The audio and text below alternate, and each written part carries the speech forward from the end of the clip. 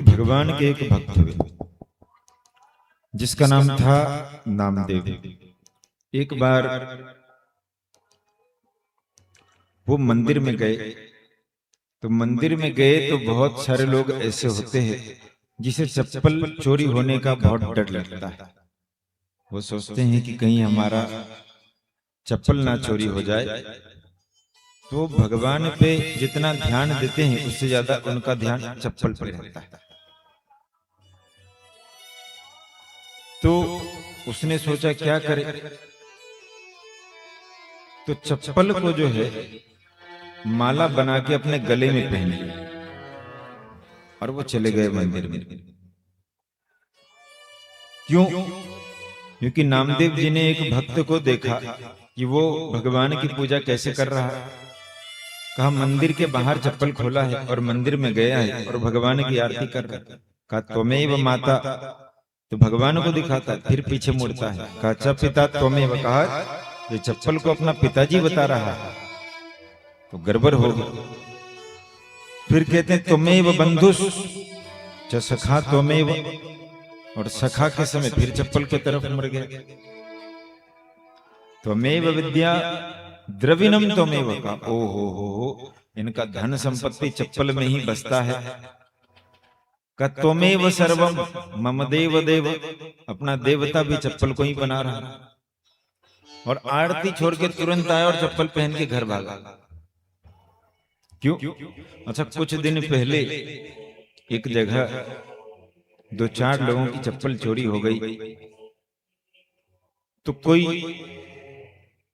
मंच संचालक थे, उसने कहा कि देखो जी, दूसरों की चप्पल नहीं चोरी करनी चाहिए, और जो ज्ञान दे रहे थे चप्पल उसी की चोरी हो गई, वो लेके भागे चप्पल।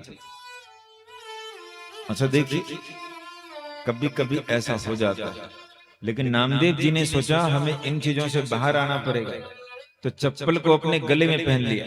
कहा अब तो कोई समस्या नहीं होगी। मंदिर में गए और भक्ति करने लगे, ढोलक बजाने लगे और भगवान का नाम कीर्तन करने लगे।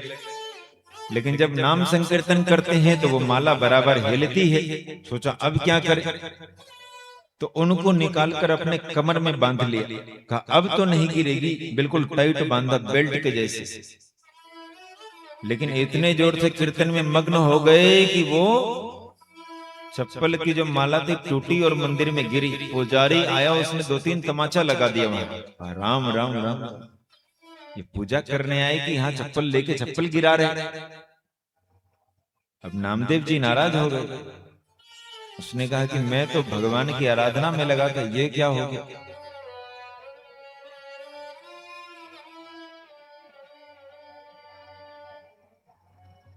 तो नामदेव जी ने कहा चलो, हमने भगवान का इतना नाम लिया, फिर भी ये सजा मिला, आज के बाद भक्ति वक्ति नहीं करेंगे, ये सब बंद करो। ये बड़ा गड़बड़ हो गया। कहते हैं कबीर दास जी भी नामदेव जी के पास आ गए। कहा ठीक कह रहे, हम भी भक्ति नहीं करेंगे, चलो हटो यहां से। अब दोनों ही चले गए, मंदिर के पीछे बैठ गए। और भगवान ने क्या किया, मंदिर के पीछे बैठे तो पूरे मंदिर को ही उसी की तरफ घुमा दिया। कहा हम तुम्हें नाराज कैसे होने दे सकते। तो आज भी महाराष्ट्र में उसी तरफ से मंदिर मुड़ा हुआ है। तो जो तू आवे एक पग, मैं आऊं पग साथ। अगर हम श्रद्धा पूर्वक भक्ति के मार्ग में कदम आगे बढ़ाते हैं तो कदम सिर्फ हमारे नहीं, भगवान के भी बढ़ते हैं। और सच्ची भक्ति कभी व्यर्थ नहीं जाती।